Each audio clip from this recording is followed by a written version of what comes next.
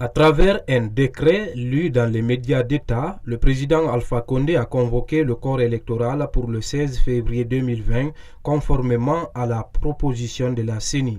Un scrutin qui vise à renouveler le Parlement caduc depuis plusieurs mois. Au sein de la mouvance présidentielle, les préparatifs pour cette bataille électorale vont bon train, nous a-t-on confié. Déjà, nous participons pleinement dans le processus de préparation de ces élections au même titre que les autres formations politiques agréées. Et voilà, nous allons nous battre, mettre toutes les chances de notre côté pour pouvoir remporter ces élections-là. La CENI n'a aucune obligation de consulter une formation politique pour dire « je veux proposer cette date ». La CENI n'a aucune obligation légale de le faire.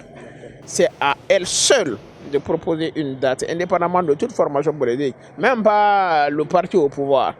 Au niveau du cercle des acteurs pour la République, il n'y a pas une objection sur le décret convoquant le corps électoral. Cette frange de l'opposition dit avoir pris acte du décret du président Alpha Condé avant de souhaiter le parachèvement du processus électoral en Guinée. Cette fois-ci, sur 17 commissaires qui devaient être là, 16 étaient présents et les 16 à l'unanimité ont choisi cette date.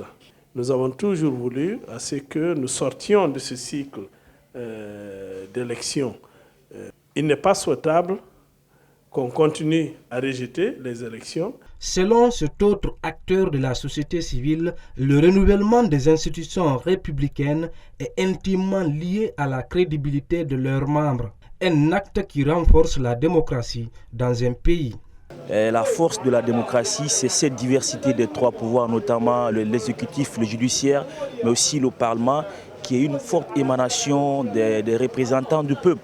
Alors dans un système comme cela, il est vraiment nécessaire qu'on renouvelle le Parlement. Ça donne une crédibilité à la démocratie guinéenne, à la face du monde entier. À l'IFDG, personne ne souhaite s'exprimer ou commenter cette date pour le moment. Ils entendent harmoniser leurs points de vue avec les autres acteurs du processus électoral en vue d'une position commune et consensuelle.